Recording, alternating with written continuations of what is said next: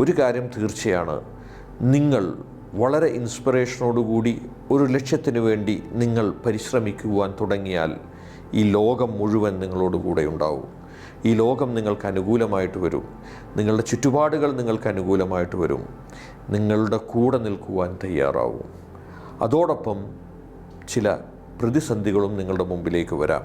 അതിനെ അതിജീവിക്കുവാനുള്ള ഊർജം നിങ്ങളുടെ ഉള്ളിൽ നിന്ന് തന്നെ നിങ്ങൾക്ക് ലഭിച്ചു തുടങ്ങും. നിങ്ങളിൽ പരിവർത്തനം ഉണ്ടാവണമെങ്കിൽ നിങ്ങൾ തന്നെ ആക്ഷനുകൾ എടുക്കേണ്ടതുണ്ട്.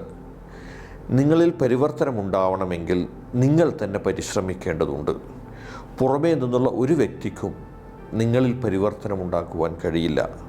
പുറമേ നിന്നുള്ള വ്യക്തികൾക്ക് ഞാനിപ്പോൾ നിങ്ങളോട് സംസാരിക്കുന്നത് പോലെ സംസാരിക്കുവാനും നിങ്ങളിൽ ആ പരിവർത്തനത്തിനാവശ്യമായിട്ടുള്ള ഒരു പ്രചോദനം ഉണ്ടാക്കുവാനും ഒരു ഇൻസ്പിറേഷൻ ഉണ്ടാക്കുവാനുമാണ് കഴിയുക.